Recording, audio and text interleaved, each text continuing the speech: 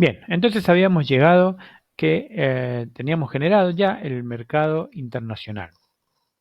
Mercado internacional en el que participan los países A y B. El mercado internacional es la sumatoria entonces de los agentes económicos de los dos países que participan en ese mercado. En este ejemplo, el país A representaba la demanda por importaciones en el mercado internacional y el país B representaba la oferta por exportaciones en el mercado internacional.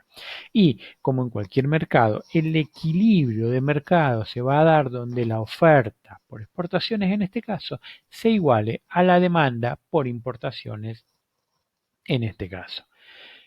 Donde la oferta de exportaciones es igual a la demanda por importaciones, vamos a tener el famoso precio internacional.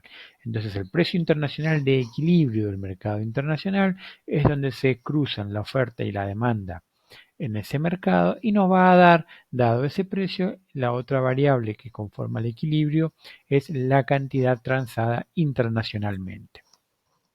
Y ahora, fíjense, este precio internacional, ¿dónde va a regir? Bueno, en el mercado internacional. ¿Y el mercado internacional qué es? Es la suma de los mercados domésticos que ahora conforman el mercado internacional. Entonces, este precio internacional lo vamos a trasladar a cada uno de los dos mercados que conforman este mercado internacional. Es decir, que lo vamos a llevar a los mercados domésticos del país A y del país B. Y vamos a ver qué va a pasar si ese precio internacional rige en los países que conforman este mercado, es decir, en A y en B. Vamos al país A. Este es entonces el precio internacional que se ha generado porque hemos generado un mercado internacional. Este país sin comercio exterior tenía un equilibrio doméstico que decía que el precio de este bien era P sub A y la cantidad ofrecida y demandada era la cantidad Q sub A. Al precio internacional que es menor que P sub A. El primer dato es que el precio internacional es menor que el precio que regía en el mercado del país A. Y a ese precio internacional nos vamos a fijar dónde nos encontramos con la oferta del país A. Y acá marcamos entonces la cantidad ofrecida en el país A al precio internacional. Después volvemos al precio internacional y nos fijamos dónde encontramos la demanda, a la demanda. Y acá vamos a obtener cuál es la cantidad demandada en el país A al precio internacional. Y nos vamos a dar cuenta que al precio internacional la cantidad demandada es mayor que la cantidad ofrecida. Y eso nos va a dar la cantidad importada por el país A. Vamos ahora con el precio internacional al país B, que es el país que va a exportar. Con este precio internacional, primer dato, este precio es mayor que el precio de equilibrio interno previo a la apertura comercial en el país B. Vamos con el precio internacional hasta encontrar la demanda en el país B y vemos que, medida en el eje de las abscisas, esta es la cantidad demandada en B al nuevo precio internacional. Y siguiendo con el precio internacional, vamos a ver cuál es dónde encontramos la oferta. Y acá encontramos entonces que esta es la cantidad ofrecida al precio internacional en el país B. Al precio internacional entonces en país B la cantidad ofrecida es mayor que la cantidad demandada y la diferencia a ese precio entre las cantidades ofrecidas y demandadas por las funciones de oferta y demanda del país B, vamos a tener la diferencia que va a estar dando la cantidad exportada por A. En el equilibrio entonces a ese precio internacional, esta va a ser la cantidad exportada por A, esta va a ser la cantidad importada por A, perdón, acá dice exportada por A y es exportada por B. Esta va a ser entonces la cantidad exportada por B, esta es la cantidad importada por A y esas cantidades evidentemente tienen que ser iguales y van a ser exactamente iguales a la cantidad transada internacionalmente. Es decir, que la cantidad transada internacionalmente la cantidad de equilibrio en el mercado internacional es la cantidad transada internacionalmente y es exactamente igual a la cantidad importada por A y es exactamente igual a la cantidad exportada por B. ¿De acuerdo? Entonces, acá vemos el equilibrio general en el mercado internacional. Un nuevo precio de equilibrio, el precio internacional, una nueva cantidad de equilibrio, la cantidad internacional, y esa cantidad transada internacionalmente es igual a la importada por A y a la exportada por B. Acá tenemos solito el mercado internacional y su equilibrio. Pero antes de terminar con esto tenemos que ver algo muy importante. Fijémonos, nosotros hablábamos de ganadores y perdedores. Bueno, fijémonos quiénes son los que ganan y quiénes son los que pierden, porque ahora el precio es menor. Bien, y a este precio, si este es el precio que rige en el país A, fijémonos cuál es la cantidad ofrecida, y es esta. Es menor que la cantidad ofrecida sin comercio internacional. Antes, los productores de este país vendían la cantidad Q sub A al precio P sub A. Ahora van a vender a un precio menor una cantidad menor. Claramente, en el país importador, los productores se ven perjudicados. Va a haber menor cantidad ofrecida y a un precio menor. Es decir, van a producir menos y lo van a tener que vender más barato.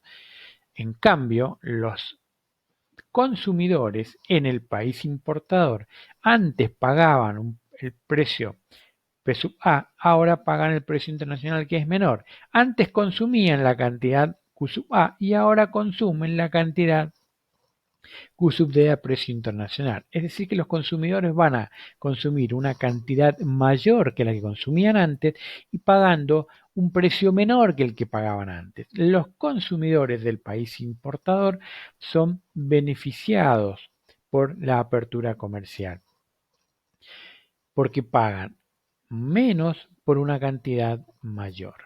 Y vamos al país exportador y acá vamos a ver que en el país exportador el precio internacional es mayor que el precio doméstico. Veamos qué pasa con la oferta. Bueno, la oferta al precio internacional ahora es la cantidad ofrecida a precio internacional, que es esta que tenemos acá. Antes la cantidad ofrecida era Q sub B, es decir, que la cantidad ofrecida por los países del país B luego de abrirse al comercio internacional es mayor que la cantidad que producían sin comercio internacional y además la logran vender a un precio mayor. Es decir, que en el país exportador producen más y venden a un precio mayor. Los productores son claramente beneficiados por la apertura comercial de este país. Veamos ahora qué pasa con los demandantes. Bien, los demandantes antes demandaban la cantidad Q sub B y pagaban por ello el precio P sub B y ahora van a pagar el precio internacional que es mayor que P sub B y esta acá vamos a ver cuál es la cantidad demandada a precio internacional. Y vemos entonces que la cantidad demandada en el país B es menor que la cantidad que demandaban, que consumían antes de la apertura al comercio exterior y van a pagar un precio mayor. Es decir, que los consumidores en el país exportador van a consumir una cantidad menor pagándola una cantidad mayor, un precio mayor. Es decir, que en el país exportador los beneficiados son los exportadores y los consumidores. La demanda se ve perjudicada por la apertura al comercio internacional. Esos son los ganadores y perdedores que nosotros de los que nosotros hablábamos. Si ustedes quieren, pueden aplicar todo lo aprendido en la teoría de mercados, de microeconomía, y van a jugar con los excedentes del consumidor, los excedentes del productor, para ver que cuando hablamos de ganadores y perdedores, lo que van cambiando justamente son esos excedentes. Van perdiendo, en el caso del país importador, excedente los productores y van ganando excedente los consumidores, y en el caso del país exportador van perdiendo excedente los consumidores y van ganando excedente los exportadores. Y además, esa mayor frontera de posibilidades de producción, ese crecimiento que se podía llegar a generar en el comercio exterior, se va a distribuir de manera desigual entre productores y consumidores dependiendo de si están en el país exportador o en el país importador. Este entonces es el famoso mercado internacional, está conformado por los mercados que lo componen, las exportaciones del país A es igual a las importaciones, perdón, esto sería las exportaciones del país B, en nuestro ejemplo que exportaba era B, es igual a las importaciones del país A y esto es igual a la cantidad transada internacionalmente. Hablamos entonces de lo que ocurre con los excedentes del productor y el consumidor y a esto, debido a esa situación, es que empezamos con el tema de imposiciones de trabas al comercio internacional. Y también esto está, las trabas al comercio tienen otros objetivos que ya los vamos a charlar. Básicamente esas trabas entonces toman forma de impuestos, forma de subsidios, forma de cuotas o prohibiciones directamente. Cuando cobramos impuestos, lo que vamos a hacer es poner una cuña en este mercado. El impuesto, si el impuesto está puesto en el mercado importador, pues entonces en el mercado que importa, el precio que se va a pagar va a ser mayor que el precio que va a recibir el exportador. Tenemos una suerte de cuña a la izquierda del punto de equilibrio y al revés un subsidio en el mercado exportador, el precio que recibe el exportador es mayor que el precio que paga el país importador, tenemos una suerte de cuña a la derecha del punto de equilibrio del mercado internacional. Y ahí empezamos entonces a jugar con, de nuevo, con nuevos equilibrios que van haciendo que cambien las condiciones hacia atrás, es decir, que cuando nosotros ponemos impuestos y subsidios en el mercado internacional, esto se refleja en el cambio de condiciones en los mercados de base que dan origen al mercado internacional. Cuando nosotros ponemos un impuesto, un subsidio o una cuota al mercado internacional, lo que estamos haciendo es modificar las condiciones en los mercados originarios de los países que están comercializando.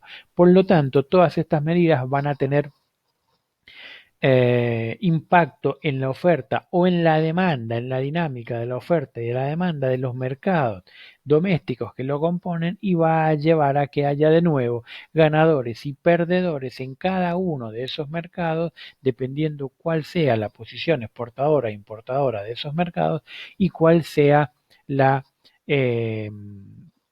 medida establecida. Lo que sí está claro entonces que estas medidas que se colocan sobre este mercado afectan entonces a los agentes económicos de los países que lo componen.